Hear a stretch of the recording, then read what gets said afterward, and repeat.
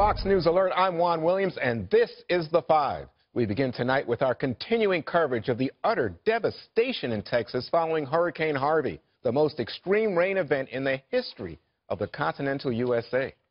Moments ago, President Trump returned to Washington after a day of visiting first responders in Texas.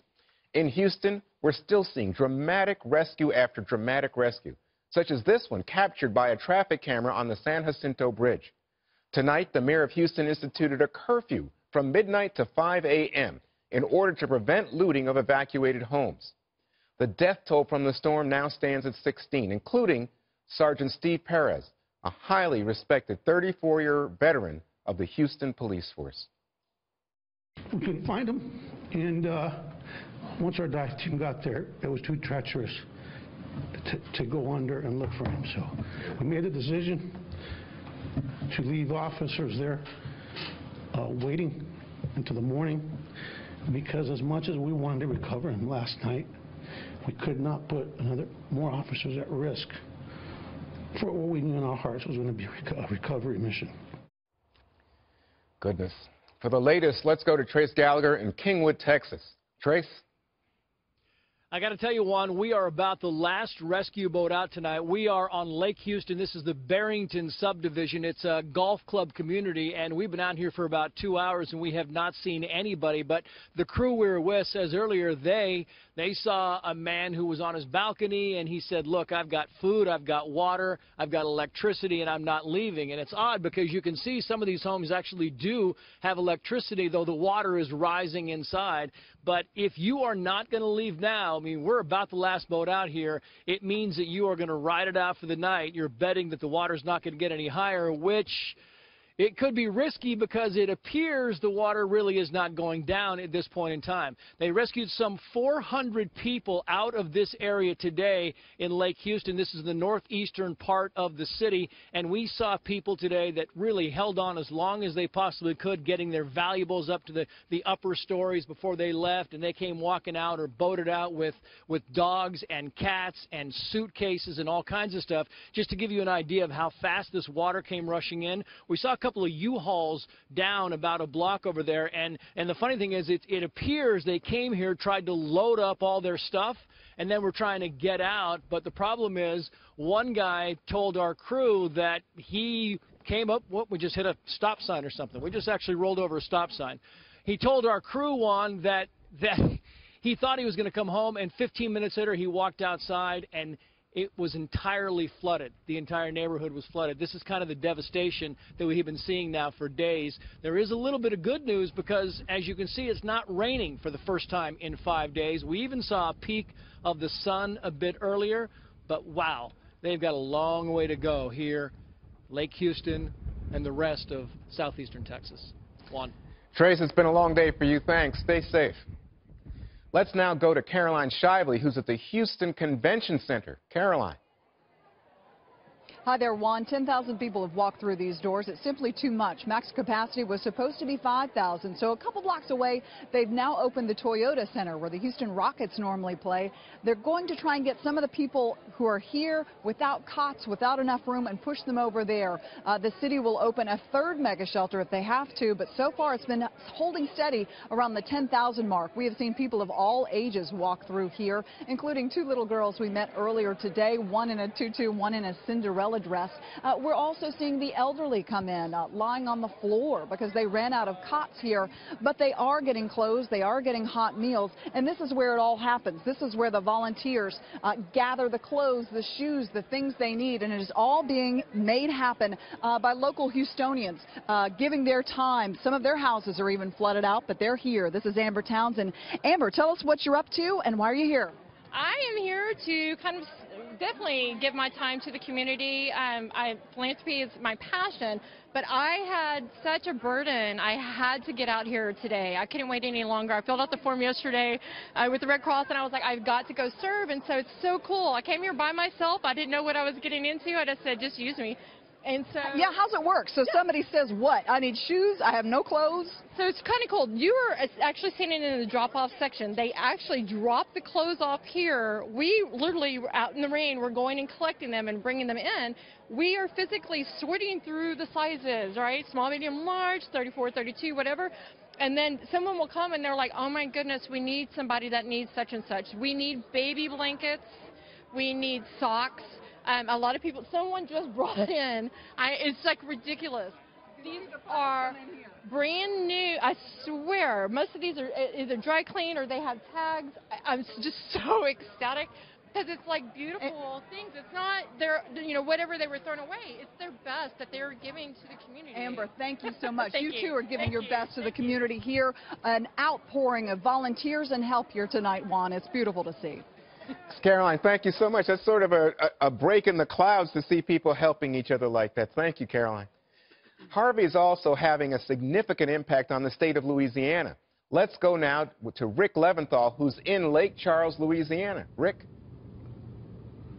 And Juan, we're outside the Lake Charles Civic Center, which is now a mass shelter for evacuees, not just from this region, but also from Texas. And it's been a staging area now for some of the flatboats. We've been talking about the Cajun Navy, these volunteers bringing out their boats to help out with rescues. They're not all from Louisiana. The guys who own this boat drove here from the Atlanta, Georgia area.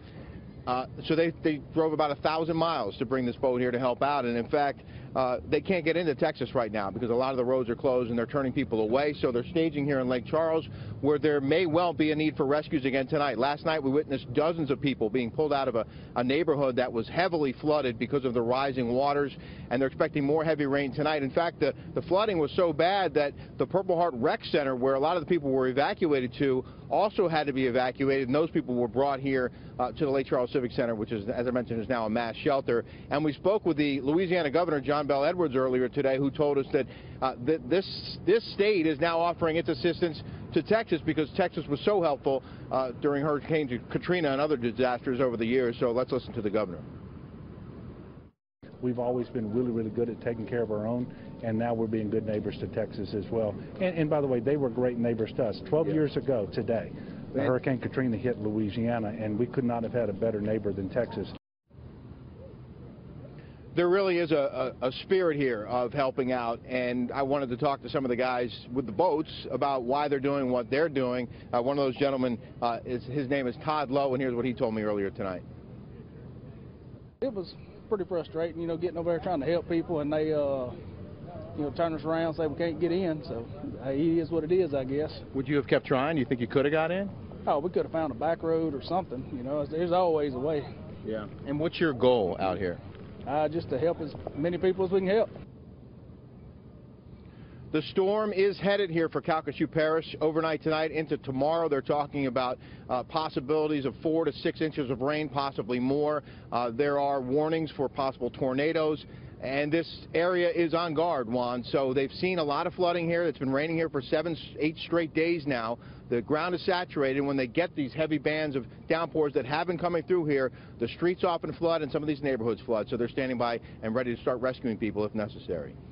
Rick, thanks so much for being on the front lines. I hope you stay safe, buddy.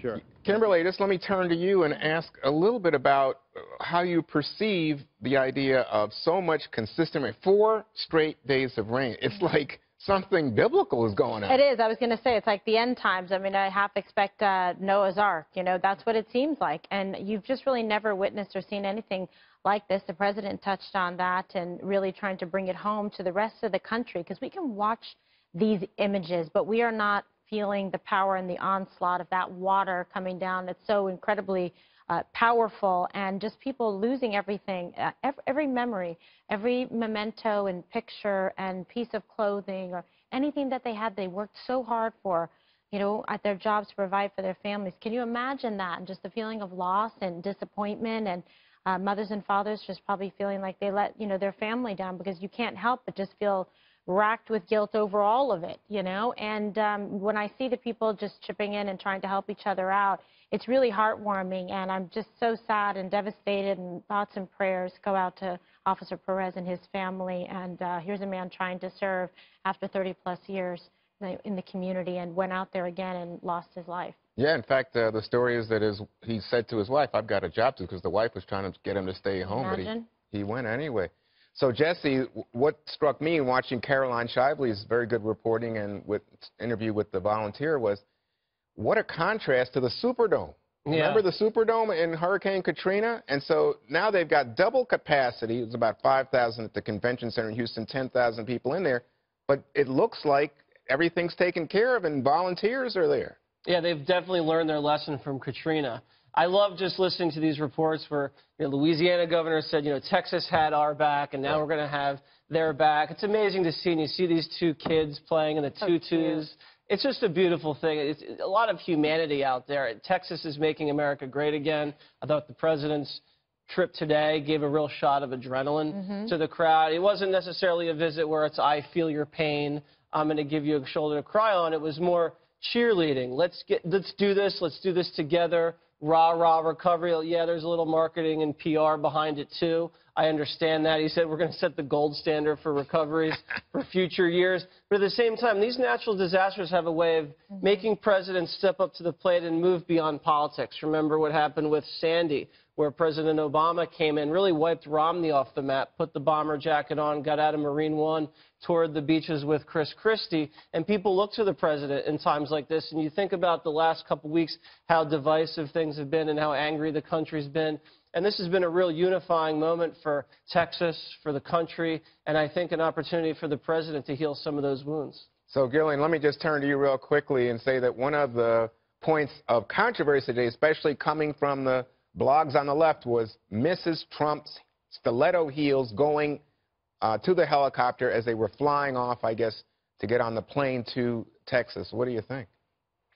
People love to criticize what women are wearing all the time. I think it's outrageous, and I think it has no place in the discussion about what's happening in Texas today. The FEMA administrator said yesterday, this really moved me in his morning press briefing, that this storm he could not have dreamed this storm up. Excuse me, I want to make sure I get that quote right. Meaning it's been so brutal, so disastrous, so horrible for people that it really defies his worst nightmare. Today, Harvey set a continental record rainfall for the U.S. So it's, we're seeing the images on TV, we're seeing the photos online on social media, but it's really hard to grasp and even begin to understand what the people who live there are going through.